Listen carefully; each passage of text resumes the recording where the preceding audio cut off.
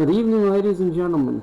And once again, you're listening to the Voice of the American Dissident, and I'm your host, Jeffrey Whittla. Since the hot topic continues to be gun control and the drive to disarm the American citizenry, I've decided tonight's broadcast we're going to do a little bit of background on one of the major players for the push for gun control and gun bans. One of the major players is, of course, Senator Diane Feinstein of California. You have to understand that disarming Americans and pushing for gun control has nothing to do with safety, has nothing to do with reducing crime. There's an agenda, a secret agenda that they don't reveal to the American people. You have to look at the organizations that these people belong to understand why they push the political views that they push. Senator Diane Feinstein is a member of the Council on Foreign Relations. The Council on Foreign Relations isn't talked about very much in the truth community, and I believe that many broadcasters need to dig deeper in search of the truth. The Council on Foreign Relations' stated goal is to dissolve the national sovereignty of all nations and create a one-world government with a United Nations that has total power. And I found a news article on the internet that I'm going to bring up, and we're going to talk about this, and I'm going to read this to you. This is a little bit of background on Senator Feinstein. Dianne Feinstein is a Democratic U.S. Senator from California, first elected to the post in 1992. Feinstein's father, Leon Goldman, was a nationally renowned surgeon and a tenured physician at the University of California Medical Center. She married Jack Berman, a colleague at the San Francisco District Attorney's Office in 1957. They divorced 3 years later. Shortly after college graduation, she started her career in politics and married neurosurgeon Bertram Feinstein, who died of colon cancer in 1978. In 1969, she won a position on the San Francisco County Board of Supervisors. She held this position for 9 years and became the board's first female president. Feinstein married Richard C. Blum, an investment banker, in 1980. They are worth between $25 and $50 million. Now, let's go back to the beginning of the article. Leon Goldman, where have you heard that name Goldman before? She's a member of the Goldman Sachs investment firm. We're a major movers and shakers in the Federal Reserve System and international politics.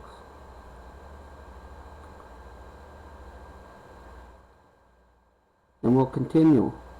In 1990, Feinstein made an unsuccessful run for governor of California, losing to Republican Senator Pete Wilson, who vacated his seat in the Senate to assume the governorship.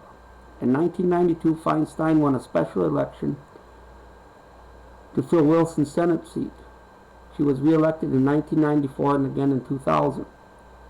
Feinstein is an ardent supporter of stem cell research, which means, ladies and gentlemen, she supports murdering innocent babies for the advancement of quote-unquote medical science.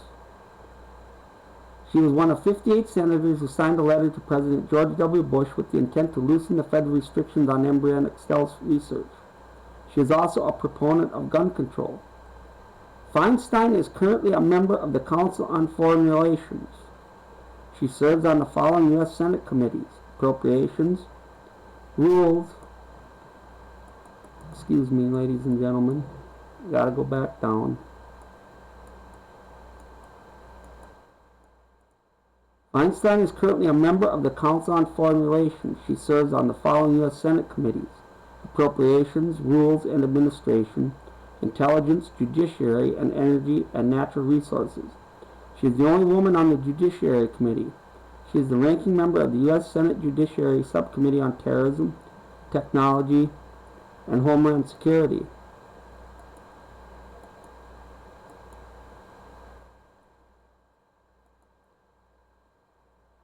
It's very important, ladies and gentlemen, that you understand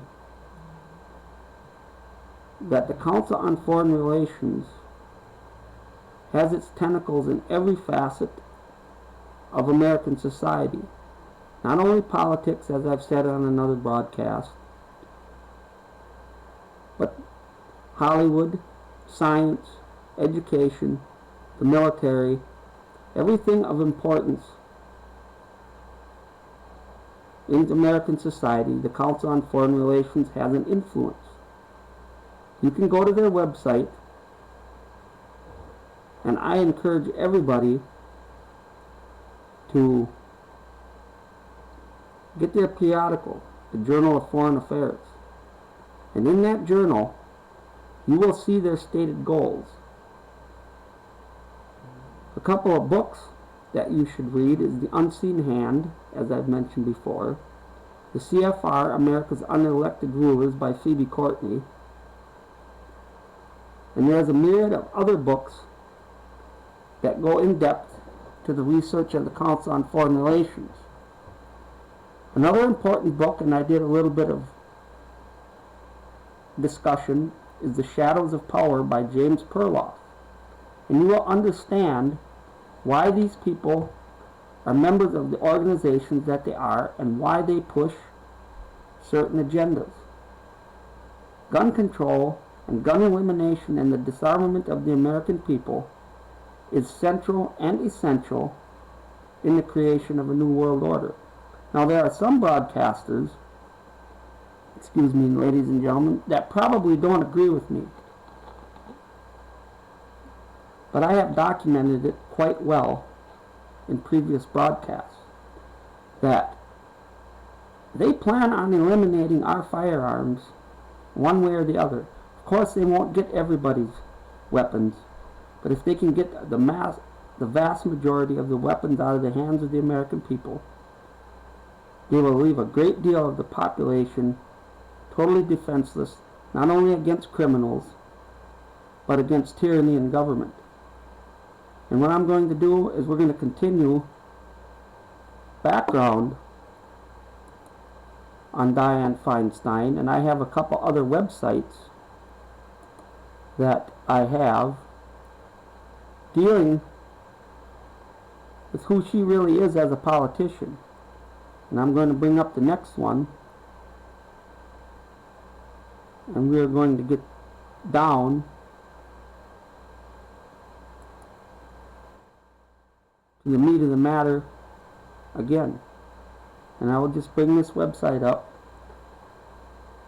and let it load, and we're going to go to the screen. We're going to discuss another news article dealing with Diane Feinstein. And this one comes from Citizen Wells website. And we're going to go down and we're going to talk. Obama, Diane Feinstein, Democrat, socialist gun control attempts to disarm Americans. Nazi Germany history repeats. Himmler, ordinary citizens don't need guns. When an opponent declares, I will not come over to your side, I calmly say, your child belongs to us already. What are you? You will pass on. Your descendants, however, now stand in the new camp. In a short time, they will know nothing else but this new community. Adolf Hitler. We control life, Winston, at all its levels. You are imagining that there is something called human nature, which will be outraged by what we do and will turn against us. But we create human nature. Men are infinitely malleable. George Orwell in 1984. And here's a very telling quote that I just find it flabbergasting, America and in the world, how people can be so ignorant of the lessons of history. Those who do not learn from history are doomed to repeat it. George Santayana. And he didn't say that those who do not learn from history in Australia are doomed to repeat it, or those who do not learn the lessons of history from history in Great Britain are doomed to repeat it. He says those who do not learn from history are doomed to repeat it. And that includes the American people, ladies and gentlemen. And we'll continue down with the article. And we have some other quotes from Heinrich Himmler and Adolf Hitler. Those who want to live, let them fight. And those who do not want to fight in this world of eternal struggle do not deserve to live. Adolf Hitler. The best political weapon is the weapon of terror. Cruelty commands respect. Men may hate us, but we don't ask for their love, only for their fear. Heinrich Himmler. Germans who wish to use firearms should join the SS or the SA. Ordinary citizens don't need guns, as their having guns doesn't serve the state. Heinrich Himmler.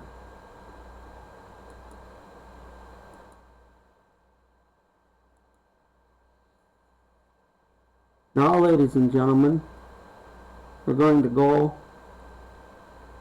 to the quotes of our current United States President.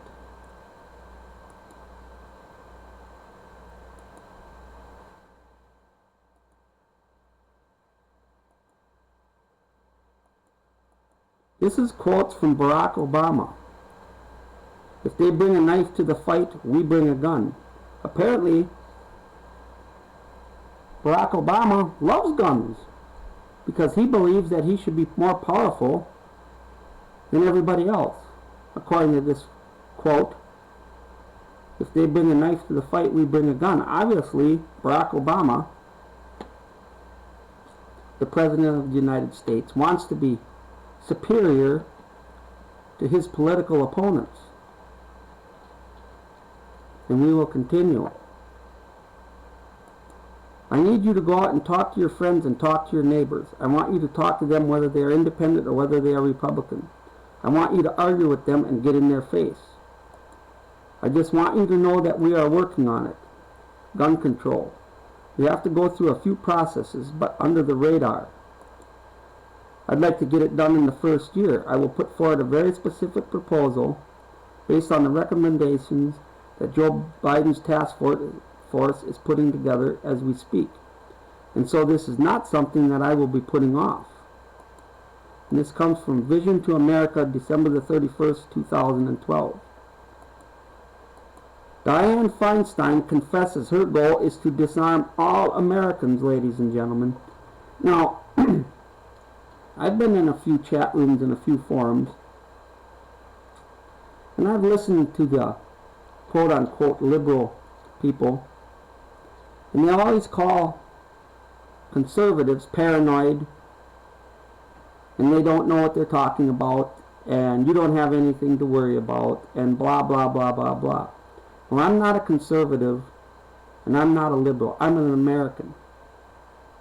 And these people have no brains. They cannot think. This is what Diane Feinstein's intentions really are. Her intentions are to completely disarm the American people. And here's another quote from Diane Feinstein. Quote, if I could have gotten 51 votes in the Senate of the United States for an outright ban, picking up every gun, Mr. and Mrs. America, turn them all in. Senator Dianne Feinstein's ultimate plan has always been to have Mr. and Mrs. America turn in their guns to the government, period. Feinstein has admitted that the bill is about gun confiscation. She tells us a gun ban is about saving the children and reducing crime, but her comments on 60 Minutes in 1995 reveal her true plan is to disarm the American people. On Thursday, Feinstein will introduce her dream bill to disarm the American people. The legislation is open-ended and includes provisions to re-register firearms and submit the fingerprints of law-abiding Americans as if they're sex offenders.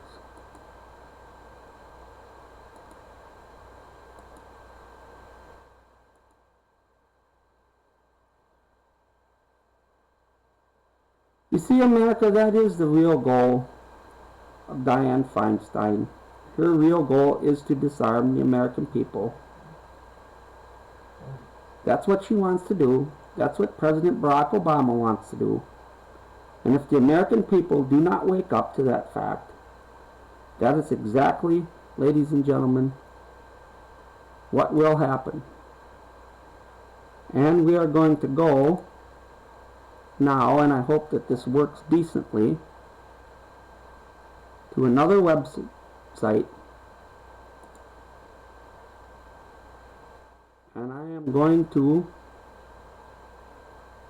bring it up in her own words, in case you do not believe what she is saying. And give me a second for the website to load. And we're going to see, excuse me, if we can get this to play. And I hope that it does. This is from Infowars.com. And I don't necessarily subscribe to everything that Alex Jones puts out. I'm not a big supporter of Alex Jones. But he has the video here on his website. And what I would like to do is I would like to use it. And we'll get it formatted here. And what we're going to do, we're going to go to the screen. And we are going to play this video. It's very short, but it's to the point.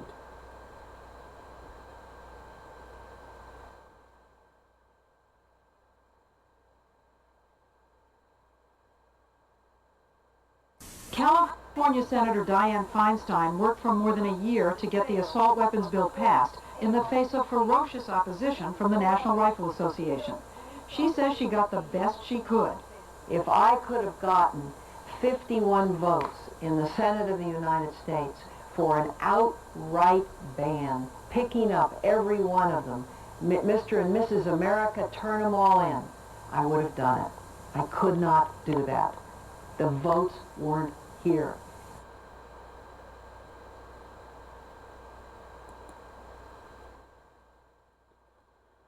So you see, ladies and gentlemen, it's not right-wing paranoia.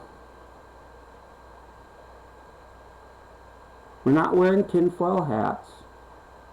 It was in Senator Diane Feinstein's own words that she intends to disarm the American people, and that's exactly what she is going to work for, right along with President Barack Obama and Hillary Clinton, and they will still work to pass this UN gun treaty. And we are going to continue, as I'm going on down the line, because I believe it's necessary to bring this information to you in steps and in stages in order for you to understand exactly what's going on.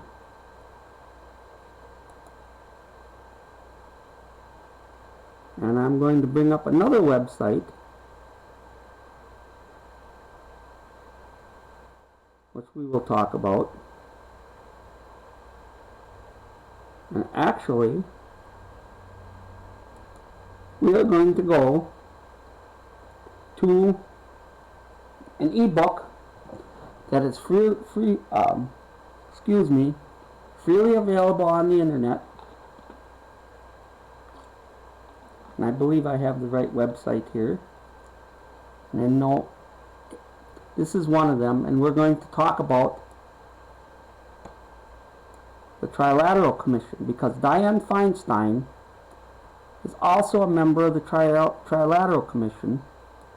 And it's very important, ladies and gentlemen, that you understand the aims and goals of these people, what organizations they belong to, what agenda that they have, that they do not reveal, to the American people. And we're going to go to the screen and we're going to talk about the Trilateral Commission. And I'm going to get this all formatted in here in the screen, and hopefully everybody can see everything here. In 1973, David Rockefeller asked Zbigniew Brzezinski to put together an organization of the top political and business leaders from around the world. He called this group the Trilateral Commission. According to an information sheet supplied to me by the Trilateral Commission dated March 23, 1994, quote, "The European Community, North America, US and Canada, and Japan, the three main democratic industrialized areas of the world, are the three sides of the Trilateral Commission. The Commission's members are about 325 distinguished citizens, with a variety of leadership responsibilities from these regions.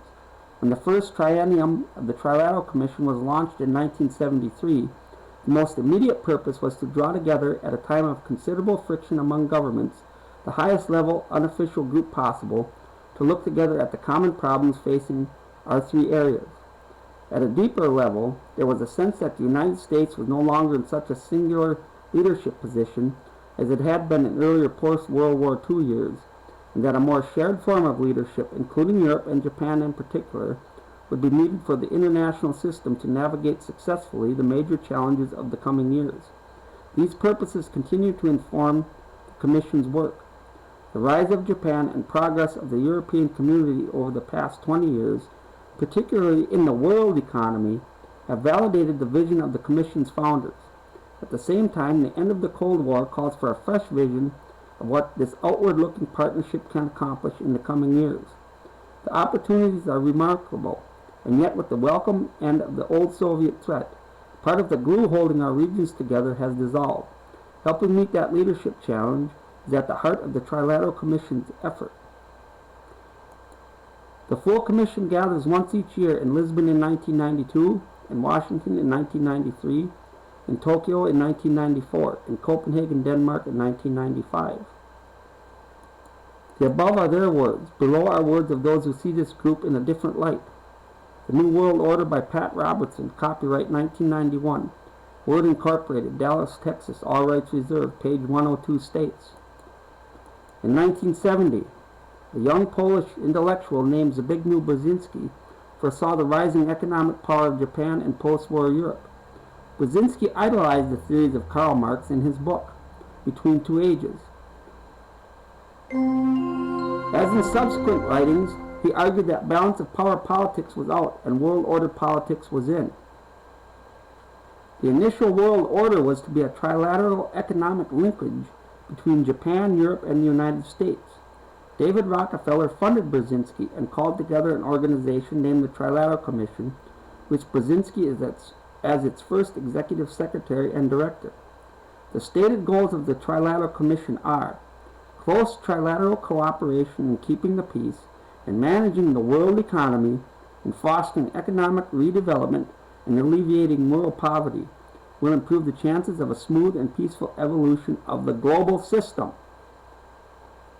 The Shadows of Power, ladies and gentlemen, and I highly recommend that those of you who are listening to this broadcast find this book. It's available on the internet in PDF form, and once you find that book, please download it to your computer before they take it off the internet, because they are looking to remove all of this information. And fortunately, I have a copy of this book in my home library. And this is the quote from The Shadows of Power by James Perloff, copyright 1988, pages 154 through 156 states. How did the Trilateral Commission begin? The Trilateral Commission, wrote Christopher Lydon in the July 1977 Atlantic, was David Rockefeller's brainchild. George Franklin, North American Secretary of the Trilateral Commission, stated that it was entirely David Rockefeller's ideal originally. Helping the CFR chairman develop the concept was Zbigniew Brzezinski, who laid out the first stone in foreign affairs in 1970. A new and bolder approach is needed, creation of a community of the developed nations which can effectively address itself to the larger concerns confronting mankind. In addition to the United States and Western Europe, Japan ought to be included. A council representing the United States, Western Europe, and Japan with regular meetings of the heads of governments as well as some small standing machinery would be a good start. The same year, Brzezinski elaborated those thoughts in his book Between Two Ages. It shows Brzezinski to be a classic CFR man, a globalist more than lenient toward communism. He declared that national sovereignty is no longer a viable concept, and that Marxism represents a further vital and creative stage in the maturing of man's universal vision. Marxism is simultaneously a victory of the external active man over the inner passive man, and a victory of reason over belief. Ladies and gentlemen, Zbigniew Brzezinski was a communist and is a communist. He's living today. He was President Jimmy Carter's national security advisor serving in his administration. Our current President of the United States, Barack Hussein Obama, stated the following, quote, "I actively sought out Marxist professors while in college. These people are total adherents to the Marxist and communist ideologies. They are revolutionary thugs and criminals, and they are working to destroy the American Republic right in front of your faces, ladies and gentlemen, and you are ignoring these threats at your own peril." And we are going to continue with the article, and we are going to go down, and we are going to continue reading. The Trilateral Commission was formally established in 1973 and consisted of leaders in business, banking, government, and mass media from North America, Western Europe, and Japan. David Rockefeller was founding chairman and Brzezinski founding director of the North American branch, most of whose members were also in the CFR. In the Wall Street Journal, David Rockefeller explains that the Trilateral Commission is, in reality, a group of concerned citizens interested in fostering greater understanding and cooperation among international allies. And that's a lie, ladies and gentlemen. The goal of David Rockefeller is to unite all the nations of the world under a socialist totalitarian government, which he and his family and 12 other families, the greatest banking families in the world, intend to control. But it was not all so innocent, according to Jeremiah Novak, who wrote in The Atlantic, July 1977. The Trilateralist emphasis on international economics is not entirely disinterested, for the oil crisis forced many developing nations with doubtful repayment abilities to borrow excessively. All told, private multinational banks, particularly Rockefeller's Chase Manhattan, have loaned nearly $52 billion to developing countries. An overhauled IMF would provide another source of credit for these nations, would take the big private banks off the hook. This proposal is the cornerstone of the Trilateral Plan. Senator Barry Goldwater put it less mercifully. In his book With No Apologies, he termed the commission David Rockefeller's newest international cable, and said it is intended to be the vehicle for multinational consolidation of the commercial and banking interests by seizing control of the political government of the United States. Zbigniew Brzezinski showed how serious Trilateral Commission ambitions were in the July 1973 Foreign Affairs, stating that without closer American, European, Japanese cooperation, the major problems of today cannot be effectively tackled, and the active promotion of such trilateral cooperation must now be the central priority of U.S. policy. The best way to effect this would be for a trilateralist to soon become president. One did, Jimmy Carter, and as I said, ladies and gentlemen, President Jimmy Carter picked Zbigniew Brzezinski, an admitted communist, as his national security advisor. In 1973, Carter dined with the CFR chairman David Rockefeller at the latter's Tarrytown, New York estate. Present was Zbigniew Brzezinski, who was helping Rockefeller screen prospects for the Trilateral Commission. Brzezinski later told Peter Pringle of the London Sunday Times that, quote, We were impressed that Carter had opened up trade offices for the state of Georgia in Brussels and Tokyo. That seemed to fit perfectly in the concept of the Trilateral. Carter became a founding member of the Trilateral Commission, and his destiny became calculable. Senator Barry Goldwater wrote, David Rockefeller and Zbigniew Brzezinski found Jimmy Carter to be their ideal candidate. They helped him win the nomination and the presidency. To accomplish this purpose, they mobilized the money power of the Wall Street bankers, the intellectual influence of the academic community, which is subservient to the wealth of the great tax-free foundations, and the media controllers, represented in the membership of the CFR and the Trilateral. 7 months before the Democratic nominating convention, the Gallup poll found less than 4% of Democrats favoring Jimmy Carter for president. But almost overnight, like Wilkie and Eisenhower before him, he became the candidate. This is probably one of the very best illustrations of the great power of the elite. They can make or break any president or candidate for president. They made Jimmy Carter in his efforts to become president, and broke Senator Barry Goldwater in his failed attempt. The Trilateral Commission membership is made up of president and past presidents, ambassadors and secretaries of state, Wall Street investors, international bankers, foundation executives, think tank executives, lobbyist lawyers, NATO and Pentagon military leaders, ladies and gentlemen, wealthy industrialists, media owners and executives, university presidents and key professors, select senators and congressmen, and wealthy entrepreneurs. They hold annual secret meetings, including only members and very select guests. Where did you hear that before, ladies and gentlemen? The Bilderberger, another offshoot of these organizations, does the very same thing. The Trilateral Commission doesn't run the world. The Council on Foreign Relations does that, by Winston Lord, Assistant Secretary of State, the U.S. State Department. The left of involvement by elite members. Do I think that everyone who belongs to one of these secret organizations is evil? Absolutely not.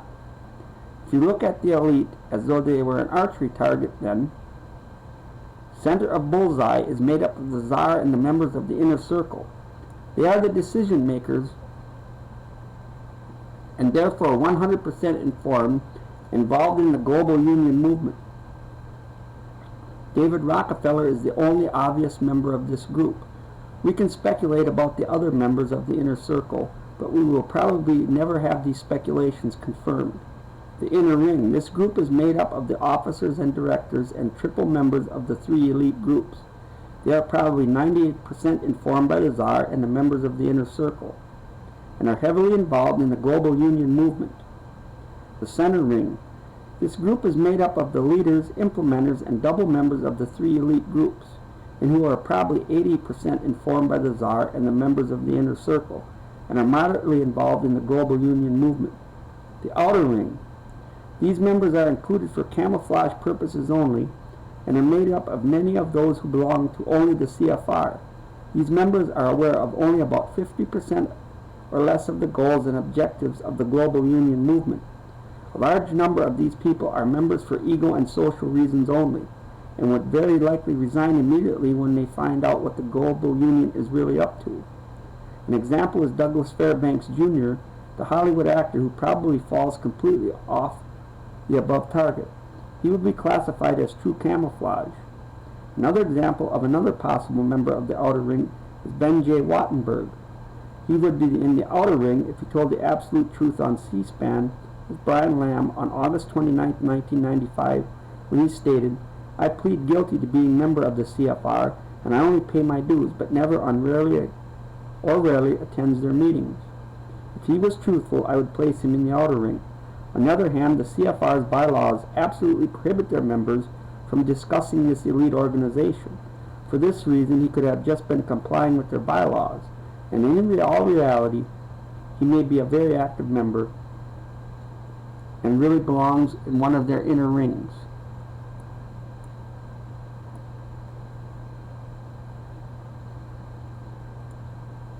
And we're going to continue down.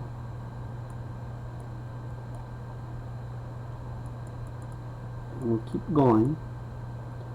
And we are going to go now, ladies and gentlemen, to another website. And I'm going to bring that up. And I'm going to find this book, Trilaterals Over America, because it's very important, ladies and gentlemen, that you understand the total aims and goals. And like I said, Senator Diane Feinstein is also a member of the Trilateral Commission. We're going to go to the screen, and as you can see, we have the book Trilaterals Over America. And this book was written by Anthony Sutton, one of the major researchers into the New World Order. And as I said, this book is available on the internet in PDF form, and it's from www.hollings.net/content/Sutton-Trilaterals-over-America.pdf. We're going to get through as much of this book as possible because this details the history of one of the most nefarious organizations, Trilateral Commission, a sister organization of the Council on Foreign Relations, which Senator Diane Feinstein is also a member of. And we are going to go down, and we are going to start with the history of the Trilateral Commission. We'll see how far we can zoom in, if we can zoom in just a little bit here, to make it easier for everybody else to see. And we are going to start. The Trilateral Commission was founded in 1973 by New York banker David Rockefeller, then chairman of Chase Manhattan Bank, and Harvard University academic Zbigniew Brzezinski, later to become National Security Assistant to President Jimmy Carter. What it is depends on one's viewpoint, according to the Trilateral Commission itself. The Trilateral Commission was formed in 1973 by private citizens of Western Europe, Japan, and North America to foster closer cooperation among these three regions on common problems. It seeks to improve public understanding of such problems, to support proposals for handling them jointly, and to nurture habits and practices of working together among these regions. However, in populist political circles, the Trilateral Commission is a transparent device to achieve New World Order, which sounds suspiciously like other dictatorial world orders. From this viewpoint, trilaterals are enemies of freedom and intent on gaining a monopoly of world political power for their own benefit. 20 years ago, the Trilateral Commission had very little history. One could not track its intentions from its actions. Today, in 1994, one can look at 20 years of trilateral history and more accurately assess their objectives in the light of past political actions and member appointments to various administrations. The original 1972 membership, chosen by Rockefeller and Brzezinski, comprised about 200 members worldwide, of whom about one-third were North Americans, one-third Europeans, and one-third Japanese. In 1993, this had expanded to about 325 members worldwide, termed distinguished citizens by the Trilateral Commission, but in fact representing an extremely narrow spectrum of world opinion and culture, and completely unelected or representative of anything but David Rockefeller's personal views. From the start, the Commission had been termed private and unofficial, with the stated objective to draw together the highest level unofficial group possible to look together at the common problems facing our three areas and to foster cooperation. Throughout Trilateral Commission's reporting, one finds a consistent confusion between private and public. The Commission is promoted as a private group founded by a private citizen, David Rockefeller, yet its objectives and operations are public policy oriented. In the words of the Trilateral Commission, the full Commission gathers once each year, in Lisbon in 1992, in Washington in 1993, in Tokyo in 1994. In addition to special topical sessions and reviews of current developments in our regions, A substantial portion of each annual meeting is devoted to consideration of draft reports to the Commission.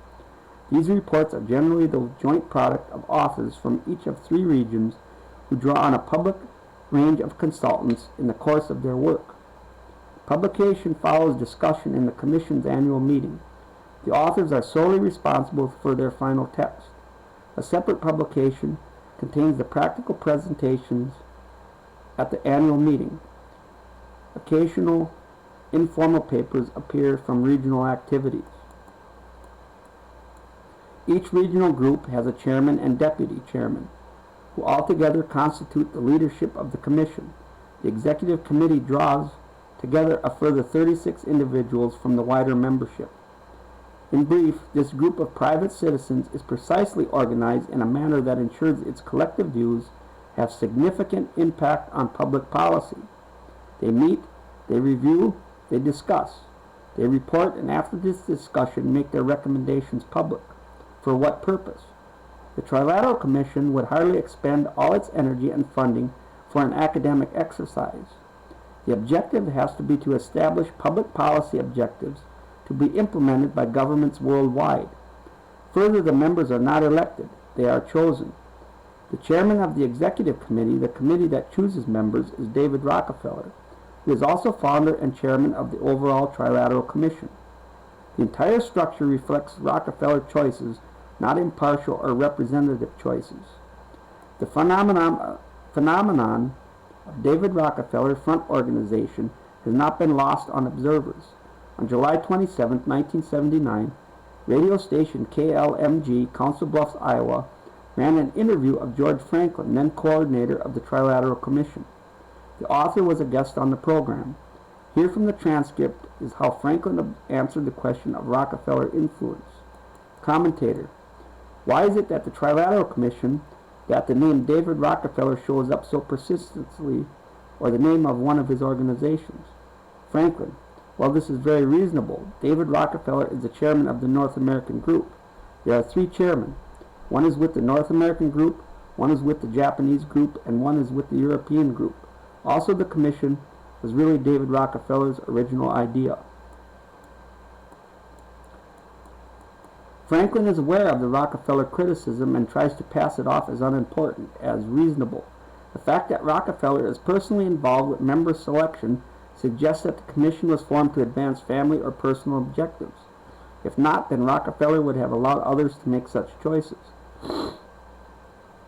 The commentator then switches the discussion to then the current Carter administration, in which co-founder Zbigniew Brzezinski is National Security Advisor to Carter, and numerous other trilaterals have been appointed. Commentator: on President Carter's staff, how many Trilateral Commission members do you have? Franklin: 18. Commentator: don't you think that is rather heavy? Franklin: it is quite a lot, yes. Commentator: don't you think it is rather unusual? How many members are there actually in the Trilateral Commission? Franklin: we have 77 in the United States. Commentator: don't you think it is rather unusual to have 18 members on the Carter staff? Franklin: yes, I think we chose some very able people when we started the Commission. The President happens to think well of quite a number of them. The author then pursued with Franklin the question of membership choice and Rockefeller influence. Franklin denies the obvious. It is obvious to any reasonable person that the Trilateral Commission is a Rockefeller organization formed to advance his interest, and that is most certainly his significant influence. Influence is the raison d'etre for the Trilateral Commission. Sutton: do you believe that the only able people in the United States are trilateralists? Franklin: of course not. Franklin: well, then we started to choose members. We did try to pick out the ablest people we could, and I think many of those that are in the Carter administration that have been chosen by any group that was interested in the foreign policy question. Sutton: would you say that you have an undue influence on policy in the United States? Franklin: I would not know. Sutton: I think any reasonable man would say that if you have 18 trilateralists out of 77 in the Carter administration, you have a preponderant influence. Franklin: these men are not responsive to anything that the Trilateral Commission might advocate. We do have about 2 reports we put out each year, We do hope that they have some influence, or we would not put them out. Sutton, may I ask another question? Franklin, yes. Who financed the Trilateral Commission originally? Franklin, the first supporter of all was a foundation called the Kettering Foundation. I can tell you who is financing it at the present time, which might be more of interest to you. Sutton, is it not the Rockefeller Brothers Fund? Franklin, the Rockefeller Brothers Fund? The North American end of the commission needs $1.5 million over the next 3 years. Of this amount, $180,000 will be contributed by the Rockefeller Brothers Fund and $150,000 by David Rockefeller. Commentator. Excuse me, ladies and gentlemen. Commentator. Does that mean that most of it is being financed by the Rockefellers? Franklin, no, it means that about 1/5 of the North American end is being financed by the Rockefellers and none of the European and Japanese end. Moreover, the Rockefeller family had long-standing interests in several public policy organizations of highly significant influence. The Trilateral Commission only extended the work and influence of the Council on Foreign Relations, chaired for many years by the same David Rockefeller. And as I said, ladies and gentlemen, Senator Diane Feinstein, a major proponent of the disarmament of the American people, is a member of the Council on Foreign Relations and a member of the Trilateral Commission, and she is beholden to the Rockefeller family for her political fortunes and her fortunes in general, because her first husband was a Goldman connected to the Goldman Sachs banking family, and they are intimately and intermarried with the Rockefeller family.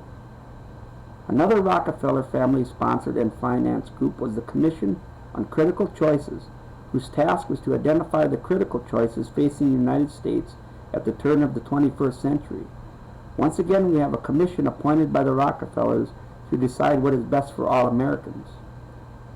The Commission on Critical Choices for Americans is a nationally representative bipartisan group of 42 prominent Americans, brought together under the chairmanship of Nelson A. Rockefeller, and that's Nelson A. Rockefeller, ladies and gentlemen, was governor of New York, vice president under Richard Nixon, and brother to David Rockefeller.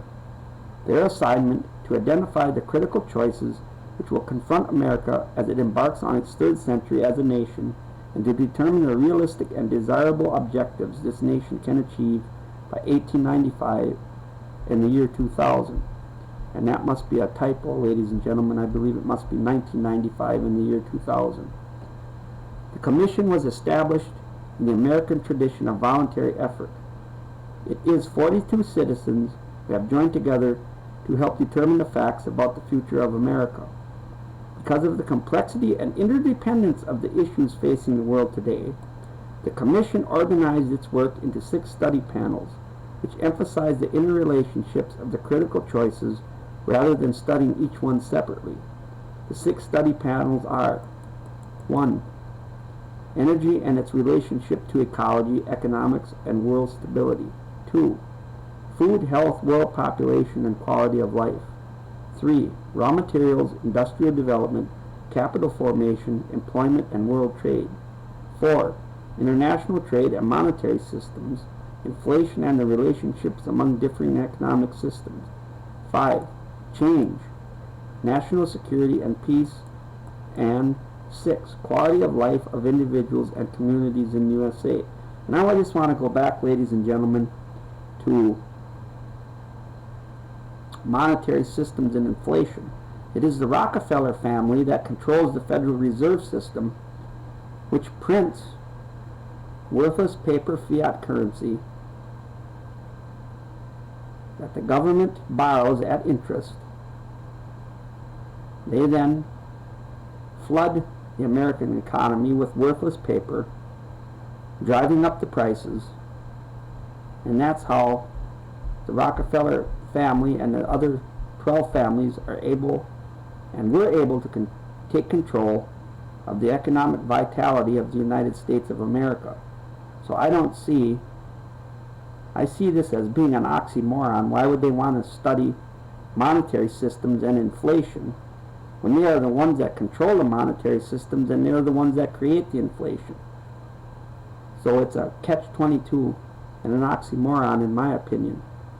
In brief, the Commission is a Rockefeller study group funded in large part by a Rockefeller organization. The Third Century Corporation, a New York not-for-profit organization, was created to finance the work of the Commission. Since the start of its activities in the fall of 1973, the corporation has received contributions and pledges from individuals and from foundations well known for the support of public interest activities. The drive for New World Order. When publicly portrayed as a high-level discussion group, the Trilateral Commission is dedicated to New World Order.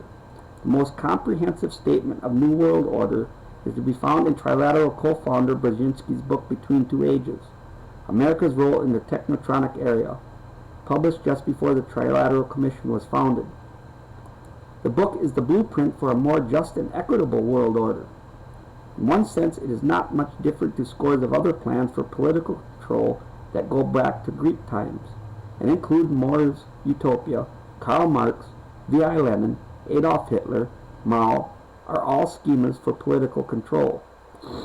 The only document in history that has rigidly defined restrained government control is the Constitution of the United States, unique because it limits government power.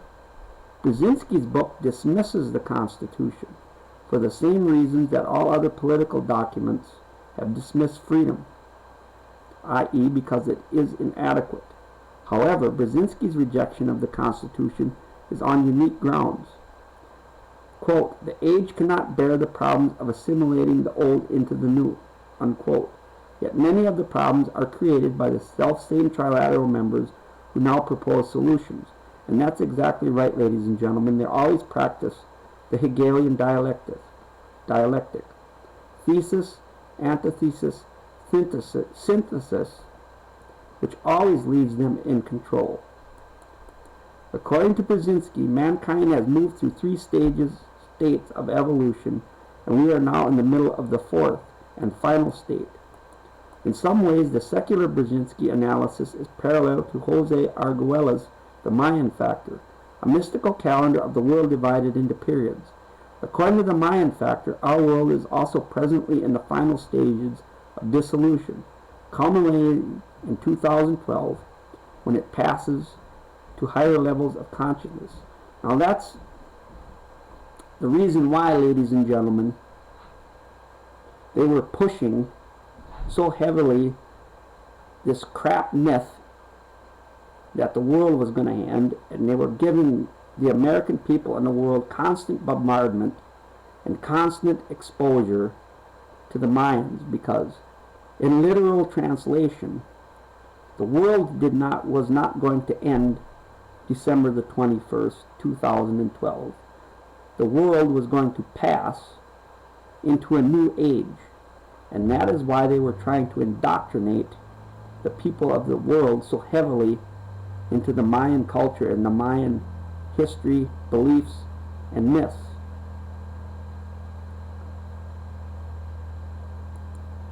The materialistic philosophy of Marxism comprises the third stage.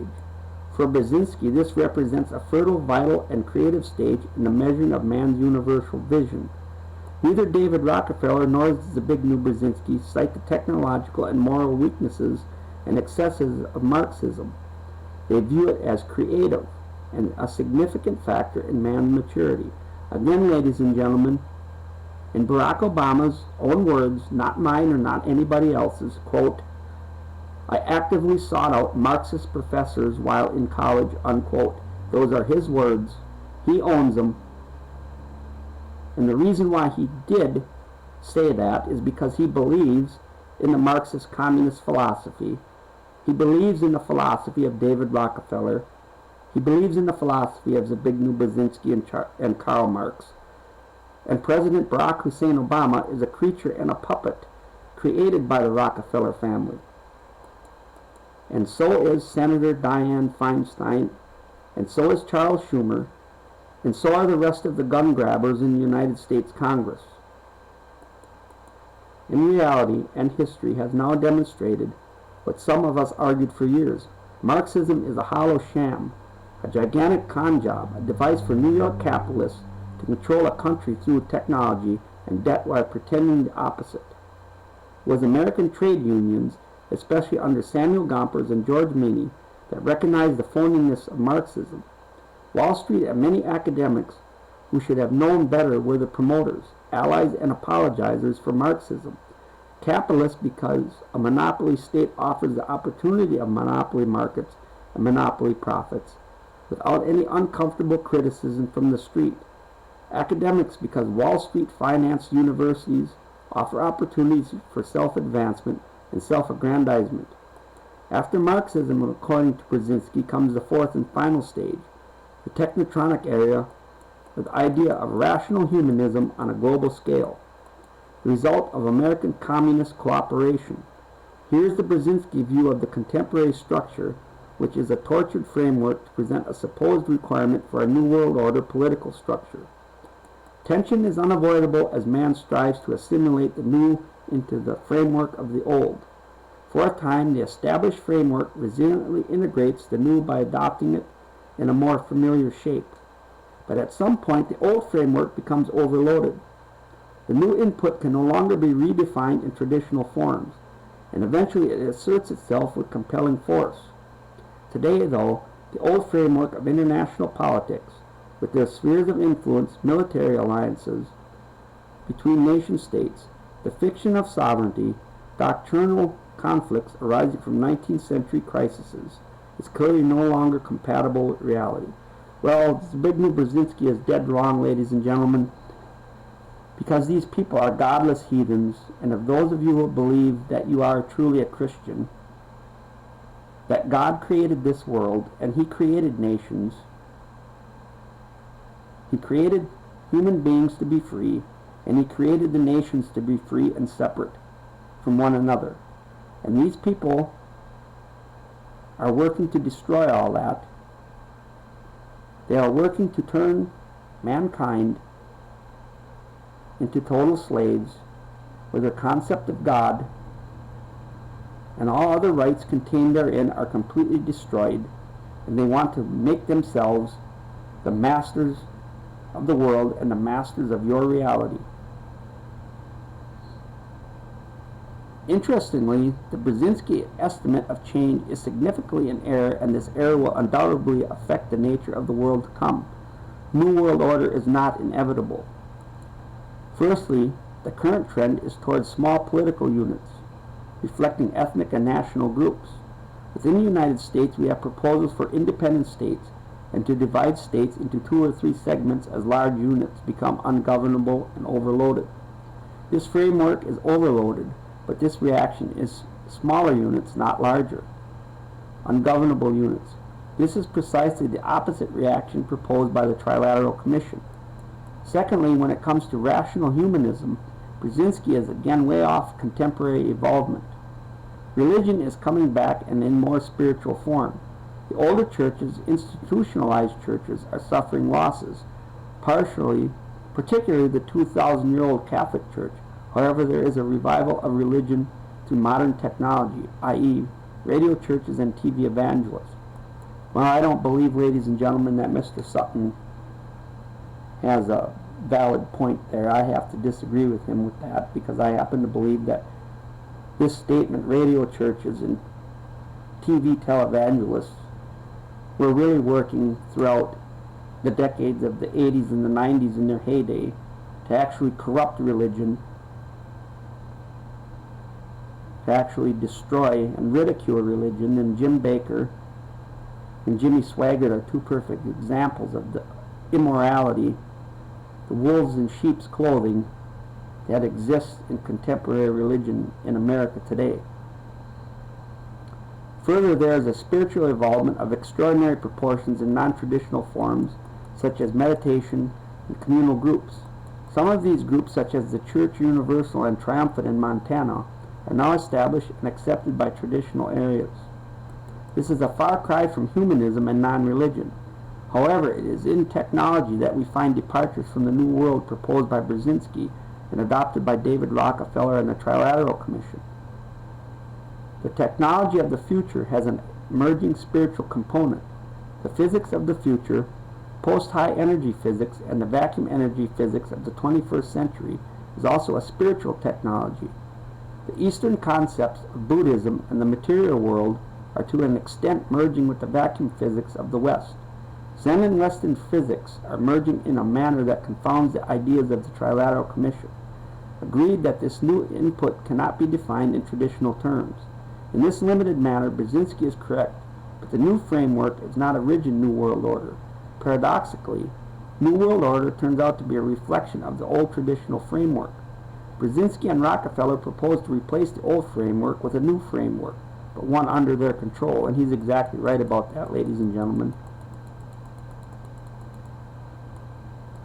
The interesting aspect of trilateralism is that it brings together the administrators of power rather than the holders of power. David Rockefeller is essentially the only power center in the entire trilateral catalog. Politicians, lawyers, bureaucrats, media types, trade unionists come and go in the trilateral halls of power. They are transient administrators. They retain administrative positions only as long as they are successful in using political power to gain political objectives. Operators do not, by and large, create objectives. This is an important point. One should label this group of operators the hired hands. As Senator Mansfield once said of Congress, "To get along, you must go along." Trilateral operators are at the pinnacle of success in going along. In the 1970s, 9 of the American Trilateral Commissioners were establishment lawyers from highly influential major law firms. The revolving door area between so-called public service and private gain, where attorneys alternate between private practice and the federal payroll, calls more precise identification. For some reason, 2 of the 9 lawyers were partners in the Los Angeles law firm of O'Melveny and Myers. Senior partner William T. Coleman Jr., also a director of David Rockefeller's Chase Manhattan Bank, and a former transportation secretary, and Warren Christopher, who was a partner from 1958 to 1967 and from 1969 until joining Carter's regime as Deputy Secretary of State and Clinton's Secretary of State in 1993. You see, ladies and gentlemen, all these people are creations of the Rockefeller family. Everybody that you see in politics today of any significance that serves in any administration, whether it be a D behind the name or an R behind the name, come from the Trilateral Commission, the Council on Foreign Relations, or both. In 1994, William T. Coleman Jr., now a senior partner in O'Melveny and Myers, had already been Secretary of Transportation, was still a trilateralist, and indeed a member of the exclusive Trilateral Executive Committee. From the same law firm O'Melveny and Myers in 1994, Warren Christopher had become Secretary of State after serving as co-director of President Clinton's transition team. Amid strong protests that he was not looking for any personal appointment, Christopher did an outstanding job for the Trilaterals, appointing no fewer than 22 fellow members to the Clinton administration that emphasized the old way of doing business could not continue. No doubt Christopher will return to O'Melveny and Myers after his term as Secretary of State to continue the wheeling and dealing business, and President Barack Obama intends to pick John Kerry to be the next Secretary of State. And John Kerry is also a member of the Trilateral Commission and the Council on Foreign Relations. And as I said, the information contained in this book and confirmed by my own independent research, that the Trilateral Commission and the Council on Foreign Relations stated objectives is the destruction of the national sovereignty of all nations on the face of this earth, including that of the United States, in order to establish a world government. And they are working towards those ends, ladies and gentlemen. Moreover, the political influence duo is now joined in 1994 by yet another partner in O'Melveny and Myers, Ko Young Tung, chairman of the firm's New York-based Global Practice Group. So this almost unknown Los Angeles law firm is in reality an influence peddling outfit of the first category. This trilateral trio highlights the cozy revolving door political influence game that makes a mockery of free society. O'Melveny and Myers, together with Kissinger and Associates and the Carlyle Group, have a lock on political influence, and all just happen to be linked to the Trilateral Commission. George Franklin, former executive secretary of the commission, avers this is a mere statistical accident. All talent just accidentally happens to be with the Trilateral Commission. That we shouldn't be concerned, in fact, according to Franklin, we should be grateful that such eminent ladies and gentlemen are willing to accept the burdens of public service. So how does this political influence game work? We'll suppose you're out there in Zaire or the Argentine and you want some U.S. taxpayer dollars to build a bridge or fight drugs. Anything, in fact, that gives you opportunity to skim a little gravy off the top for your own hard-working self. What do? You head for Trilateral, Mr. Ko Young Tung, the O'Melveny and Myers man in New York, or Trilateral Henry Kissinger at Kissinger Associates, or former Secretary of Defense Trilateral Frank Carlucci at the Carlyle Group. All with excellent trilateral connections, and for a substantial, very substantial fee, they will take your case to Washington. And it was, ladies and gentlemen, Henry Kissinger who said that in 2008, after the election of Barack Obama, that he, quote unquote, had the perfect opportunity to form a new world order. How many times do you hear that in American politics, ladies and gentlemen, and you continue to ignore it? I'm giving it to you in their own words. As I said, get this book and download it and read it for yourself. We're not going to get through 25% of this probably tonight, and you can download this book and you can read it all for yourself. And do you believe for one minute that some small-time Deputy Assistant Secretary of State who makes routine $100 million aid decisions is going to look the other way when Henry or Frank or Young Tung telephone about the pitiful needs of Zaire or the Argentine? After all, a Deputy Assistant Secretary has ambitions one day of becoming a full-fledged Assistant Secretary and will need a few kind words from prominent persons. So the decisions on Zaire or the Argentine are not made with the interest of the United States taxpayer in mind, but by what is termed elegantly as political factors. Now contrast this con game with the many thousands of American citizens who suffered from U.S. radiation experiments in the 1940s and the 1950s. They want compensation, but have to go to court to try to get just compensation from the Department of Energy. The American in the street can't call up Henry Kissinger or Frank Carlucci or Ko Young Tung, as can the Zairean embassy or the Argentinian senator. Poor Joe Blow has to use his limited funds to challenge the Department of Energy with unlimited taxpayer funds to fight its own citizens. This is what trilateralism is all about. It is not about the technotronic age, which is a long word about nothing, and indeed if Brzezinski couldn't see the coming downfall of the Soviet Union, he can't be relied upon to foresee the nature of the coming era. Trilateralism may be clothed in fancy language, but it boils down to the exercise of political power in the interest of the trilaterals and their associates. If you swallow the coy phrase public service, then you shouldn't be reading this book. It's more like institutionalized ripoff. So you complain to Congress? Good luck. The majority leader, Thomas Foley Jr., is a trilateral, as are many other congressmen and senators. Now you know why laws to restrict lobbying always have gaping loopholes. Here are the prominent law firms with trilateral partners, and so linked in the political influence network. Center for Law and Social Policy, Paul C. Warnke, Philip H. Trezise, Clifford Warnke, Glass, McIlwain, and Finney, Paul C. Warnke. Couder Brothers, Saul Linowitz, Richard N. Gardner. O'Melveny and Myers, Warren Christopher, William T. Coleman Jr., Ko Young Tung. William T. Coleman Jr., ladies and gentlemen, was ambassador to the United Nations, I believe under William Clinton. Simpson, Thatcher, and Bartlett, Cyrus R. Vance, another Secretary of State. Wilmer, Cutler, and Pickering, Gerald C. Smith, Lloyd N. Cutler. Lloyd N. Cutler, ladies and gentlemen, served in the Clinton administration. Aiken, Gump, Strauss, Howler, and Field, Vernon Jordan, another member of the Council on Foreign Relations, who also served in the administration of William Clinton. Propagandists and technicians. Quite distinct from the political operators, although their functions often overlap, are the propagandists, the media, and the technicians, academians, and research controllers. These groups provide the intellectual linkage between the power holders and the power administrators. Technicians design the plans needed to promote and implement objectives. They explain ideas to the public and even conceive ideas within limits.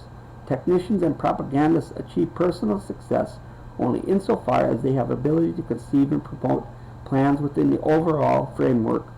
Welcome to the power holders. A media source distributing unwelcome news or a researcher developing unwelcome conclusions is politely so informed, and usually takes the hint. Trilateral's technicians are experts at getting the message. We find the following think tanks linked to trilateralism: the Aspen Institute for Humanistic Studies, the Brookings Institution, Center for Defense Information, Columbia University, Georgetown University Center for Strategic and International Studies, Harvard University, Hoover Institution on War, Revolution, and Peace, the Hudson Institute, Massachusetts Institute of Technology. And just watch, ladies and gentlemen, for the next month or so, just turn on the TV and watch, quote-unquote, the news, and how many people, the so-called experts, the media will have on from any one of these organizations making political commentaries about the important issues of the day.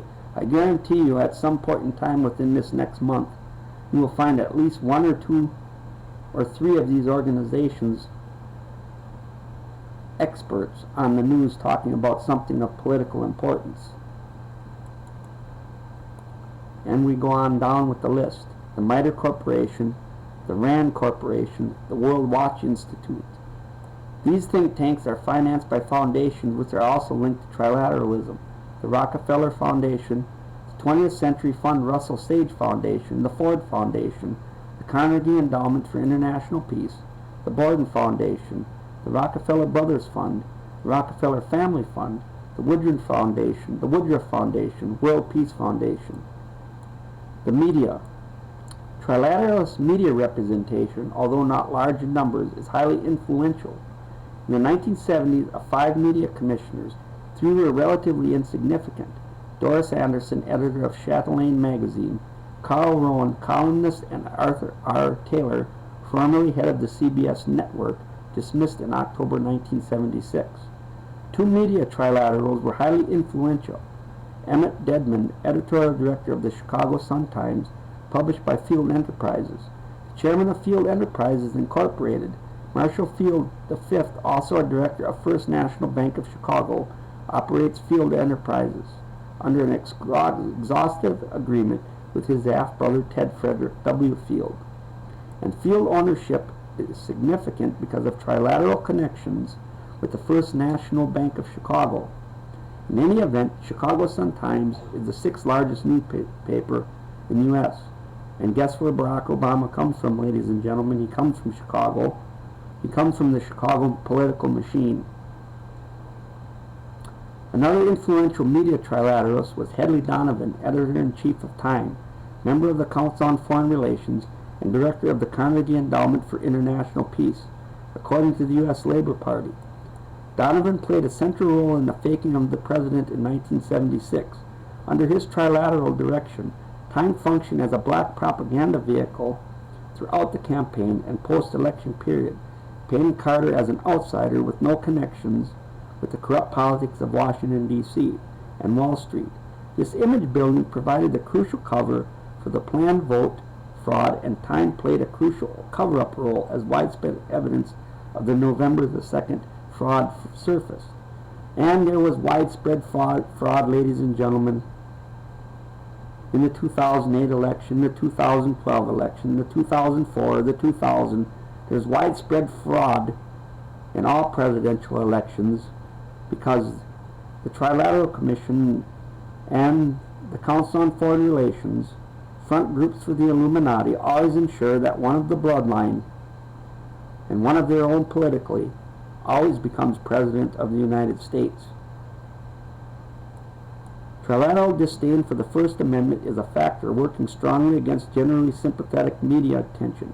On the other hand, trilateral's intervention in day-to-day media operation by use of the traditional telephone call is probable, given the numerous trilateral corporate directors in the media. Henry B. Schott is a director of CBS, Saul Linowitz, a director of Time, J. Paul Austin, a director of Dow Jones, Harold Brown, a director of Times Mirror Corporation, Archibald K. Davis, a director of Media General Incorporated, Peter G. Peterson, a director of Great Book Foundation and National Education TV, William M. Roth, a director of Anthem Publishers, and Cyrus Vance, a director of the New York Times. Their presence is ominous. However, any persistent intervention to kill or reorient stories will backfire. Most media people are professionals rather than propagandists. The Corporation for Public Broadcasting, supposedly a public institution, has always had a heavy trilateral bias. This reflects the blurring of public and private, which trilaterals exercise so well for their own advantages.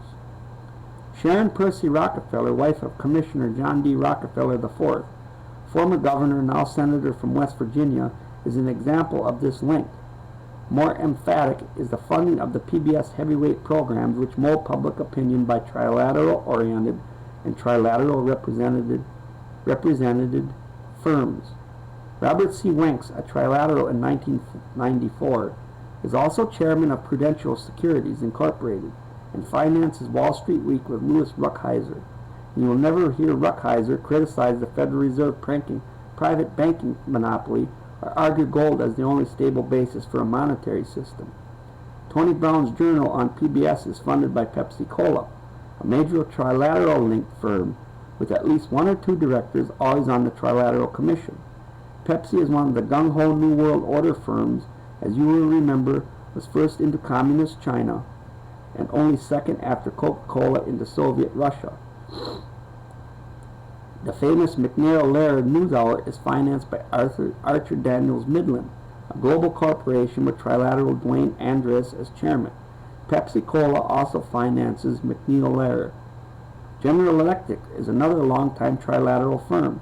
Paulo Fresco is the current trilateral chairman and finances the McLaughlin Group. So how impartial do you think PBS can be when it comes to the New World Order? And this government-backed organization is supposed to be a public institution. Instead, it illustrates how trilaterals have a flair for quietly influencing public institutions. The following media outlets are also linked to trilateralism: the New York Times, the Los Angeles Times, Time Incorporated, Foreign Policy Magazine, Foreign Affairs, that's the Journal of the Council on Foreign Relations, ladies and gentlemen, the Chicago Sun-Times, CNN, Washington Post. And in politics and government, trilaterals are often politicians. In 1977, 27 out of 77 U.S. trilateralists were also professional politicians and professional bureaucrats. In 1993, the number had increased to 39 politicians and bureaucrats. In 1977, President Jimmy Carter and Vice President Walter Mondale were trilaterals. In 1993, President Bill Clinton and Vice President Al Gore were trilaterals. It should be emphasized that the selection by the Trilateral Commission was long before they became residents of the White House. Interestingly, President Jimmy Carter was selected and promoted by none other than Trilateral President David Rockefeller. In 1992, the trilateral backing was more discreet for Bill Clinton because of previous public criticism of the Trilateral Commission for its dominant influence. Here's how the Times of London reported the Rockefeller-Carter link-up. Governor Jimmy Carter, the 1976 Democratic presidential candidate, has, for reasons known only to himself, professed to be an innocent abroad, but the record is somewhat different. As governor of Georgia, a state aspiring to be the center of the New South, he led the state trade missions abroad. While in London in the autumn of 1973, he dined with another American visitor, but by no means an innocent, Mr. David Rockefeller of Chase Manhattan Bank. Mr. Rockefeller was then establishing, with the help of Professor Zbigniew Brzezinski of Columbia University, an international study group, now known as the Trilateral Commission. He was looking for American members outside the usual catchment area of universities, corporation law firms, and government, was impressed by the governor, but only because he had ventured abroad, and invited him to join. Governor Carter, perhaps, because he was already eyeing the White House from afar, was only too happy to accept. The enlightening statement in the Times has one significant error. The Trilateral Commission is no international study group. It is clearly a group that generates policies and tries to ensure its own trilateral commissioners have a role in implementing the policies. A study group would not place 1/3 of its members in administration after administration, both Republican and Democrat, that is. At times, to the contrary, an operating group working towards specific self-centered objectives. The Congress. Senators and congressmen are members of the Trilateral Commission, which, given a negative belittling trilateral view of the Congress, is somewhat surprising. On the other hand, modern politicians in the best Congress that money can buy have little trouble accommodating inconsistent policies providing the price is right for them. Trilateralists also occupy key posts in the House, i.e., Chairman of the House Republican Conference, Majority Whip, Chairman of the Democratic Conference, and Chairman of the House Democratic Caucus. In sum, trilaterals have a lock on the legislative process. The significance of this lock on the legislative process is brought into focus when we examine the political ideology of trilateralism as expressed by Carl Huntington and Watanuki in The Crisis of Democracy. The democratic political system no longer has any purpose. The concepts of equality and individualism give problems to authority. The media is not sufficiently subservient to the elite. Democracy has to be balanced. The authority and power of the central government must be increased. And, ladies and gentlemen, how are they attempting to do that today? They are attempting to increase their political power and their political authority by banning firearms. Weighing these totalitarian ideas, which form the political philosophy of the Commission against congressional membership in the Trilateral Commission, the reader will be tempted to ask, were these the political policies espoused by these politicians when elected to office? In any event, 5 senators also were Trilateral Commissioners in 1978. Lawton Chiles, Democrat from Florida; Alan Cranston, Democrat, California Senator Majority Whip; John C. Culver, Democrat, Iowa; John C. Danforth, Republican, Missouri; William V. Roth Jr., Republican, Delaware. In 1994, ladies and gentlemen, Senators Diane Feinstein, Charles Robb, John Chafee, and William S. Cohen were added. And there you have it, ladies and gentlemen. I'm giving you the background and the political aims of the Trilateral Commission. And I've just proven to you that Senator Diane Feinstein is a member of that organization. This neatly reflects the Democratic majority in the Senate, 3 Democrats and 2 Republicans, and it is notable that the Senate Majority Whip, a key Senate post, is a trilateralist. The following 6 congressmen were trilateralists in 1978: John B. Anderson, John Bedamus, William S. Cohen, Barbara B. Conable, Thomas S. Foley, Donald M. Frazier.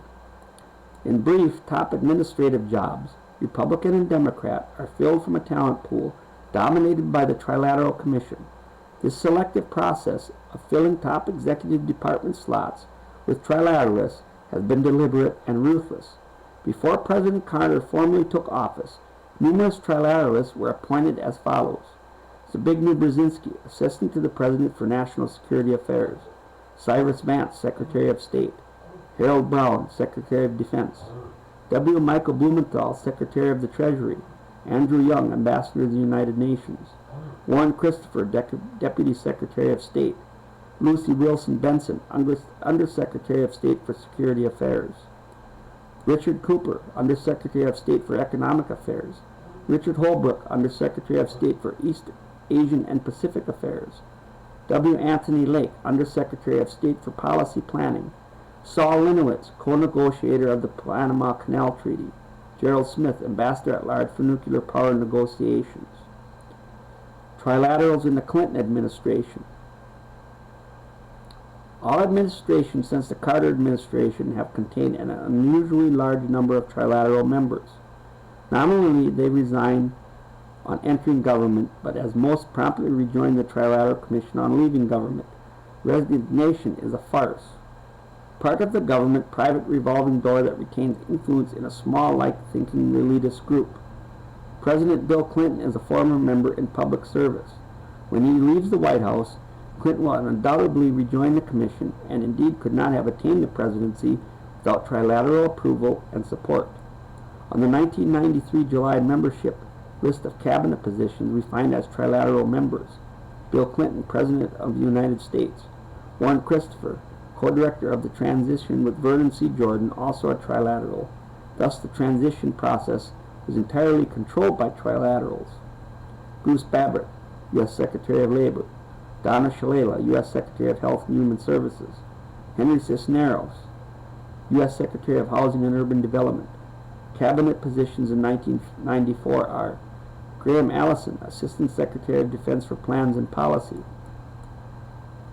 Vinnie Davis, and I'm not going to go down their office names, I'm going to go down their names: John M. Deutsch, David Gergen, Winston Lord, Alice M. Rivlin, John Edelman Spiro, Strobe Talbot, Peter Tarnoff, Clifton R. Wharton. Other government positions in the Clinton administration: William J. Crowe, Jr., U.S. Ambassador to Britain; Alan Greenspan, Chairman, Board of Governors of the Federal Reserve; James R. Jones, Joseph S. Nye, Jr. And Executive Director George Franklin, Jr. stated back in 1978, the Trilateral Commission invites only members with New World Order viewpoints and goals. That is why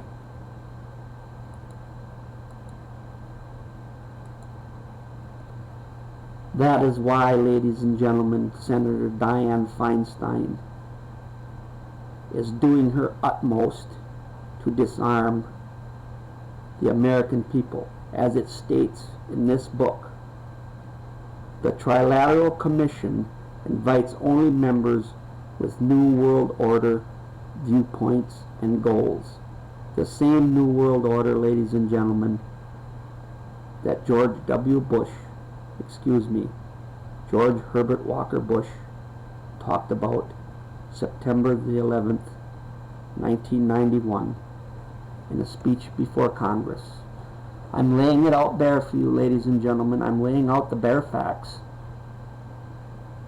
The real agenda behind the gun bans, the real goals, and the real objectives. It's not about peace. It's not about safety, and it's not about your security. It's about to establish a world government.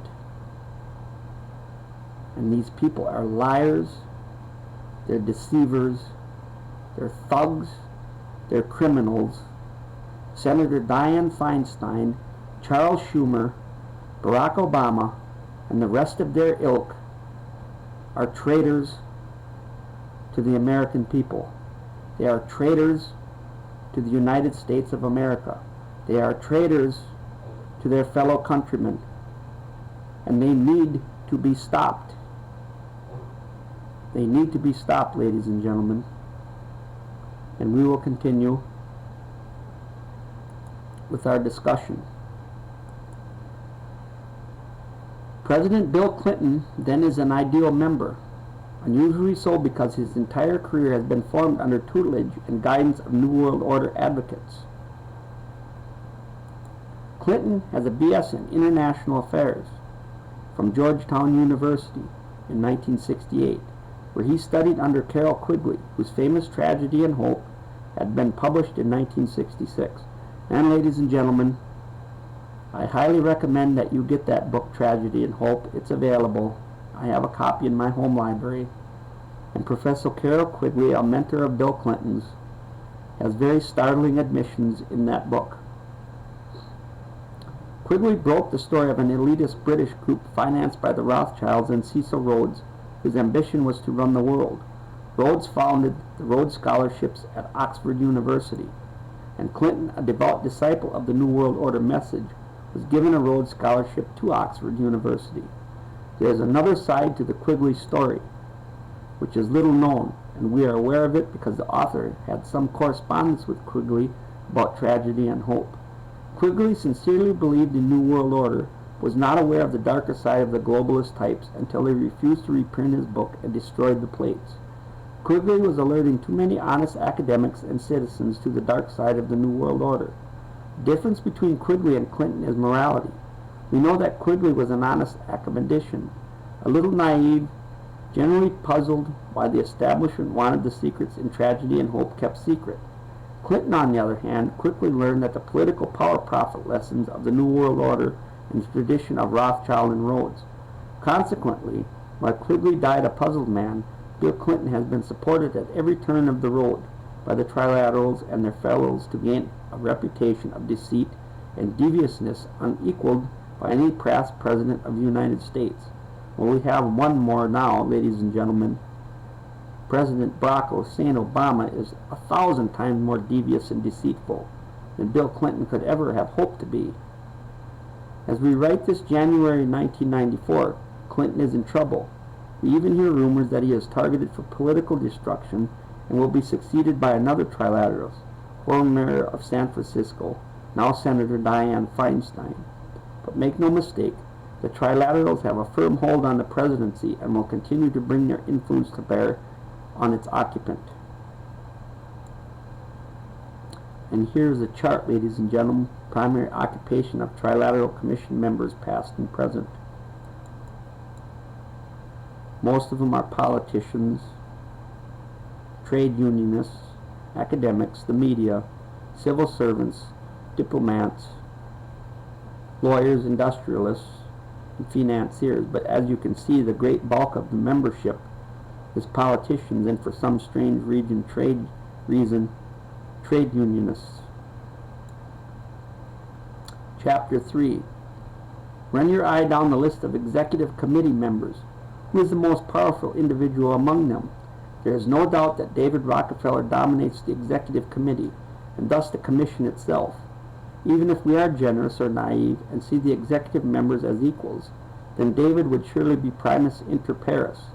It is, however, naive to see David Rockefeller as an omnipotent dictator of the Rockefeller family, as an all-powerful monarchy. This is a trap for the unwary. Our world is much more complex. We are looking at a family of families, a collective of power holders with at least several hundred, perhaps several thousand members, who collectively aim to divert the world, not just the United States, to their own collective objectives. Let's start at the beginning.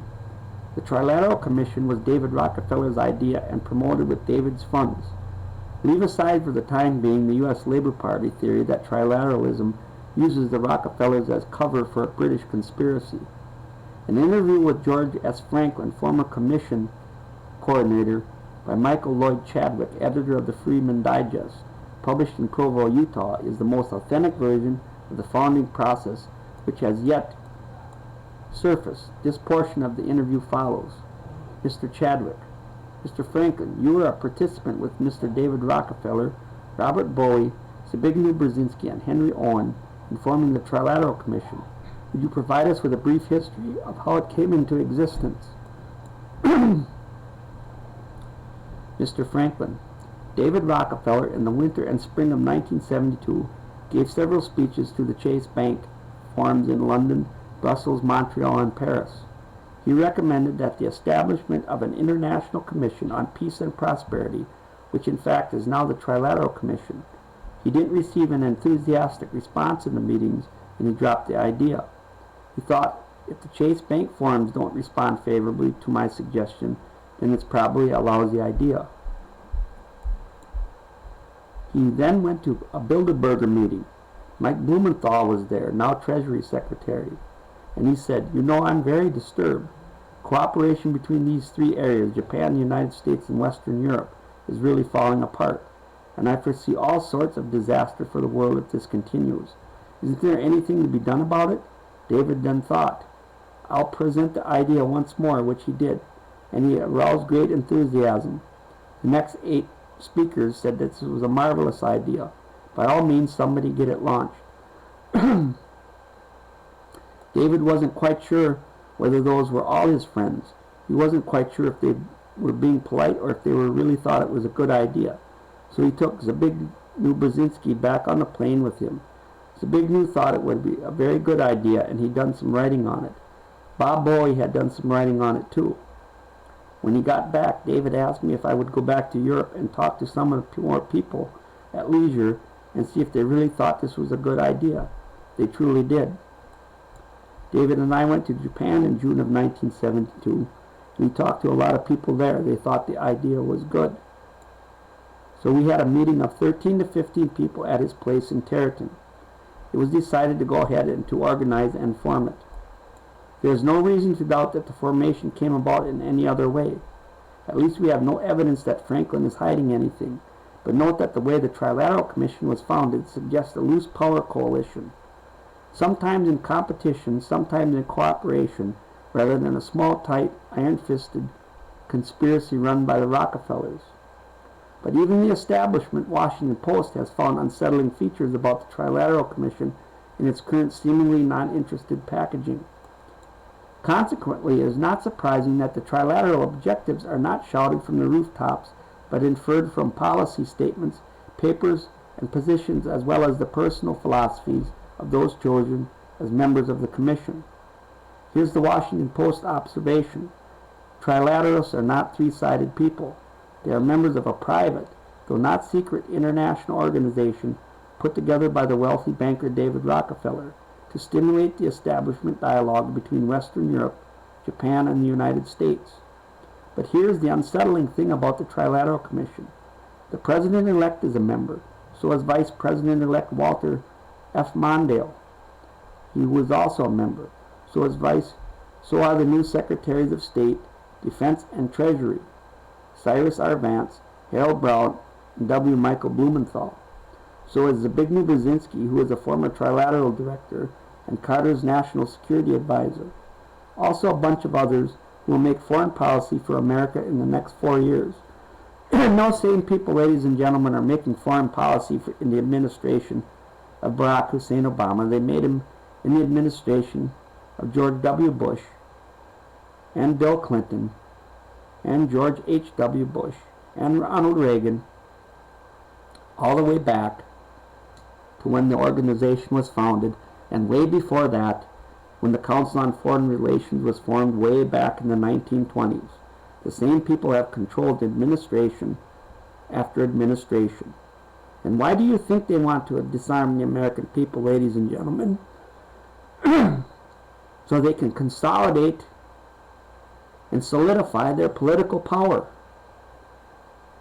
No doubt this Washington Post observation was brought to the attention of David Rockefeller because by the 1990s, the publisher of the Washington Post, Katharine Graham, chairman of the board of Washington Post companies, had been appointed to the Trilateral Commission. Even though trilateral control has continued, the Washington Post has made no more remarks about unsettling things. This was the White House composition in the early 1970s. It remains the same today in 1994, a heavily trilateral membership. And it's the same today in the year 2013, ladies and gentlemen, under the presidency of Barack Obama. President Bill Clinton is a trilateral, as was President Jimmy Carter. Secretary of State Warren Christopher is an original member of the Trilateral Commission. So are 22 other members of the Clinton cabinet and sub-cabinet administration. The personal philosophies of Carter appointees are similar to that of Clinton. They all adhere more or less to a global New World Order, where, for example, President Truman was non-imperialist. These are imperialist presidents. From speeches and letters written by trilateralists, we know their New World Order position. When the Trilateral Commission met in Tokyo, Japan, in January 1977, Carter and Brzezinski obviously could not attend as they were still in the process of reorganizing the White House. They did, however, address personal letters to the meeting, which were reprinted in the Trialogue. It gives me special pleasure to send greetings to all you gathering for the Trilateral Commission meeting in Tokyo. I have warm memories of our meeting in Tokyo some 18 months ago, and I'm sorry I cannot be with you there now.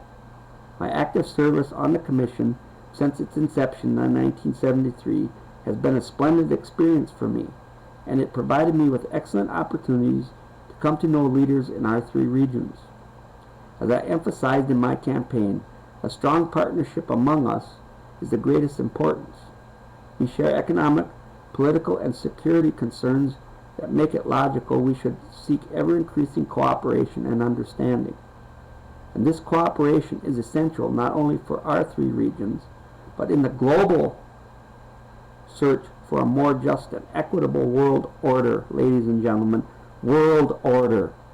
World order. George Bush's world order.